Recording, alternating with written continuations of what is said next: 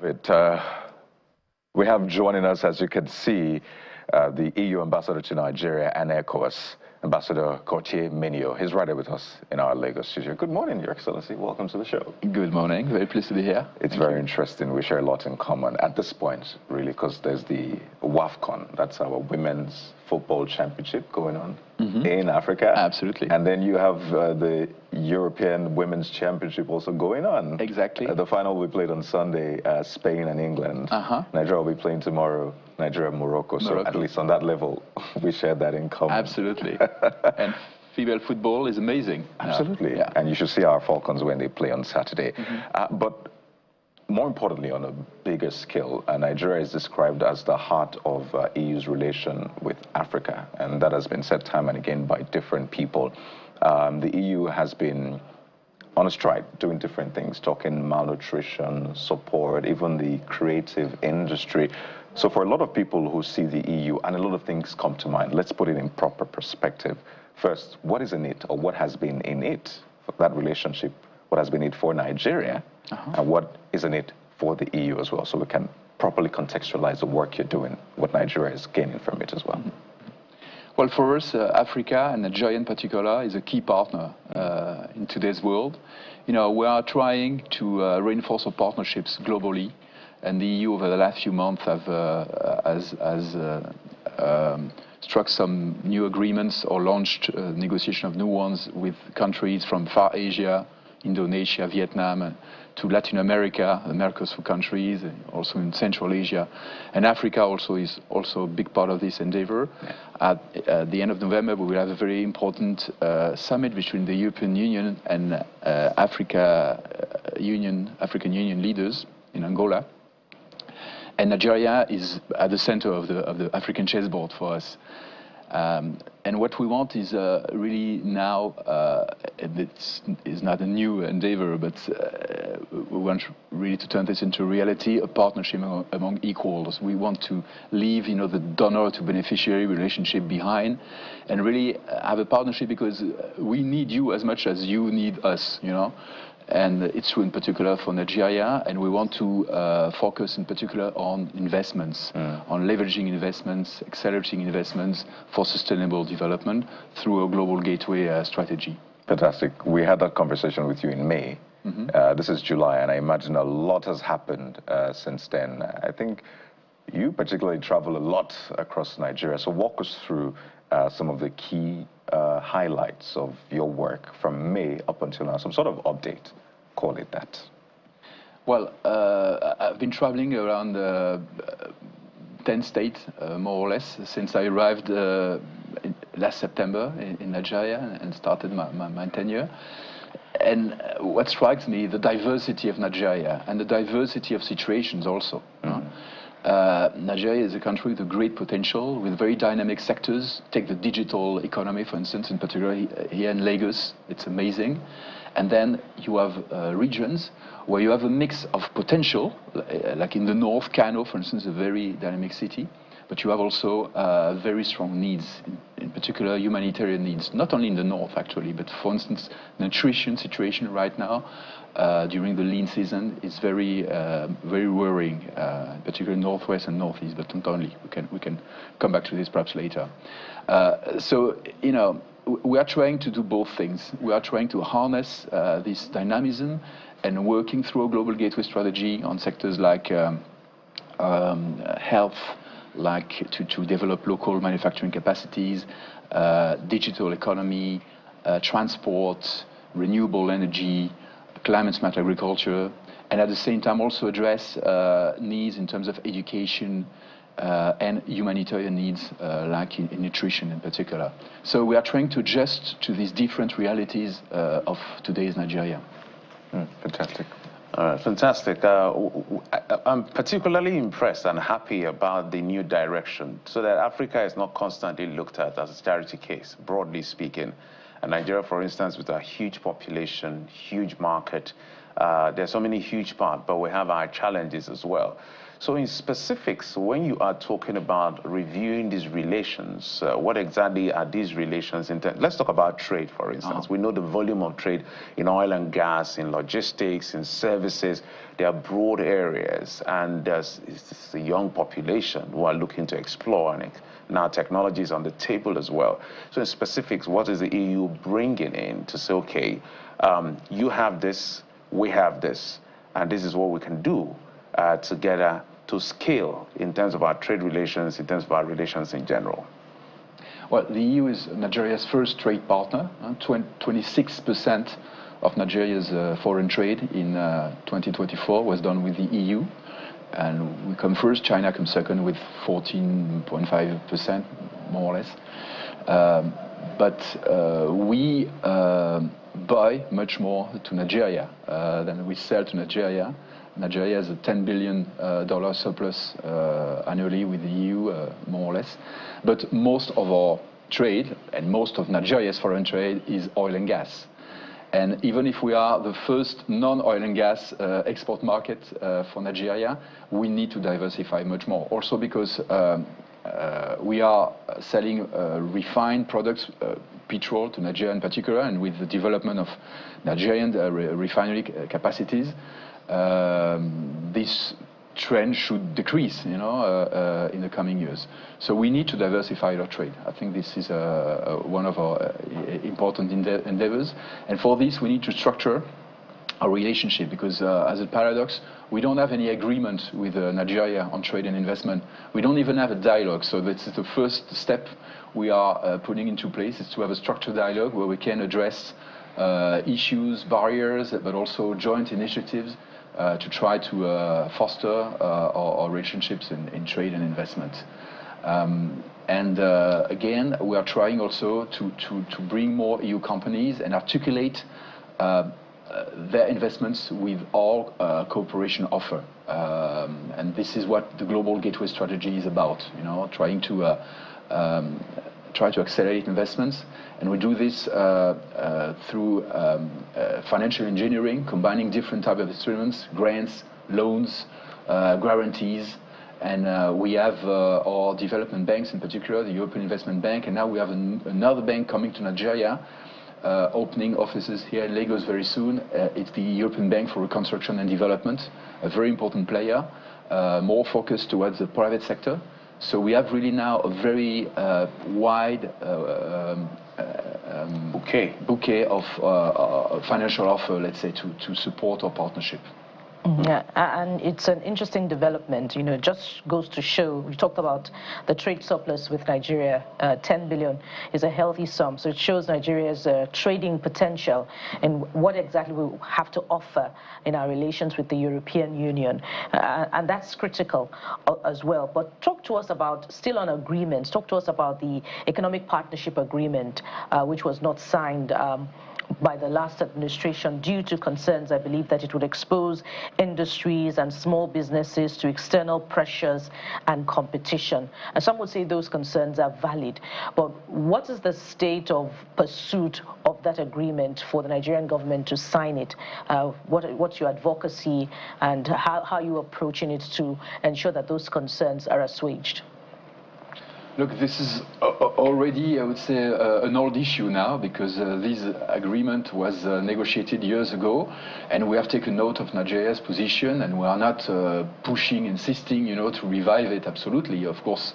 If Nigeria changes its mind, we would be happy to reconsider. But we are trying to look at other alternatives, basically to try also to enhance investors' confidence and to come to Nigeria, because all companies, they have compliance rules at global level, and they need to be sure to be able to fulfill these rules when they come to invest in a country, and that's one of the things that we have to do with Nigeria to build this trust for investors. And also to make the business environment more conducive for investment by small and medium-sized enterprises from Europe.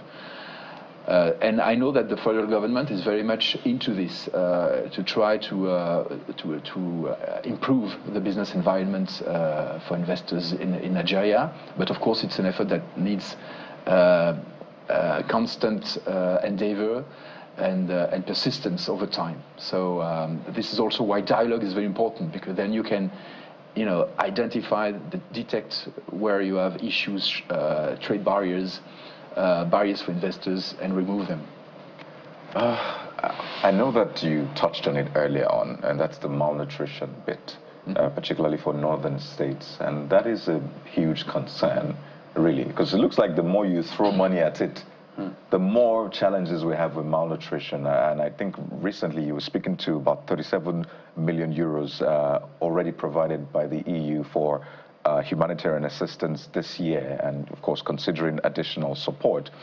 You can talk about what is being done in Benue, Sokoto, and other states, but it looks like that challenge of malnutrition is still very much with us. So I wonder, from your own observation, what exactly is the challenge here? Again, there's another debate about food security, GMOs, and all of that. But what exactly is the challenge, particularly because this is in northern Nigeria, where a lot of food is produced? Well, there is a short-term and a medium to long-term challenge. The medium to long-term challenge is to strengthen value chain in agriculture and make sure that food is available and affordable for all Nigerians. And this is also something that we take into account through our global gateway strategy to try to help in this endeavor. But then there is the short-term challenge of saving lives, basically. Those who are right now suffering from severe acute malnutrition, and in particular children. According to all humanitarian partners in Nigeria, there are currently among 3.5 million children in severe acute malnutrition, in particular 2 million in Northwest and Northeast. And these need assistance, in particular through therapeutic food. And this assistance traditionally was given in a big part through humanitarian international assistance. And now with the withdrawal of some partners, particularly the US, there is a huge gap to be covered. Plus, the problem has also deteriorated because of the impact of climate change, of insecurity, well, several factors. So there is now a need for additional effort to cover these needs and ensure that the supply of therapeutic food is not disrupted in a few weeks' time. And it has to be provided locally. It has to be provided by local players. There are local producers of rapid use therapeutic food. For instance, in Kano, I visited the Nutri-K plant, which produces RUTF, as it is called, in Nigeria. But you also need to import some, for instance, therapeutic milk, which is what saves babies. When you see babies, like I saw in Sokoto last weekend with the Honorable Minister of Humanitarian Affairs, who are not even able to eat themselves milk because they are too weak for that. The only thing that can save them is therapeutic milk. And then after a couple of days, you see they come back to life and they start drinking themselves again with appetite. And then, okay, you can change their diet and come back to a normal diet after some time. But the chain exists, the stabilization centers exist, they are overstretched, we need no more capacities also. But it's important to supply the therapeutic food necessary for these children. Those are the great efforts. I would have loved to find out, the results so far. But in moving away slightly from that, I also want to talk about potential of our technology sector, which is for us one of the fastest way to catch up right now. We missed literally all of the revolution. Now we are present in this revolution, how involved we are. What in terms of collaboration is the EU doing to make sure that we have a seat on the table as far as the new revolution in terms of AI and all of this is concerned? Because some Nigerians now stay here, work for companies abroad and all of that. Scalability, expansion is my question. Well, we have a great partnership with the Ministry of Communications and IT. on various dimensions, on skills. For instance, we are supporting the 3 Million Technical Talents Initiative on digital public infrastructure, also with models inspiring in some of our EU member states like Finland or Estonia. And one of the biggest projects is to support the rollout of 90,000 kilometers of optic fiber, so that all of Nigeria is connected, and not only the most profitable areas, you know, for private operators. So this is one of our flagship projects under the Global Gateway Strategy, and we see a great potential. We are also helping through digital transformation centers, young entrepreneurs to acquire skills and also develop their business, their startup. And we do this all over Nigeria. In Kano, for instance, we visited a very nice hub, Sapphire Hub, especially focusing on, was led by women and focusing on women entrepreneurs in the digital sector. So it's a vibrant sector, really. And Lagos is the biggest hub in Africa for that. Ambassador, we could go on and on with this conversation. We've not even touched on the support for seats for women in the National Assembly. The tariff matter as well, because I see the EU is also giving the US some retaliatory tariffs, and there's Nigeria in that mix. But we have to anchor at this point, because we know that we'll have this conversation in the coming months and updates, as we always do. But we have to thank you so much for the work that you're doing.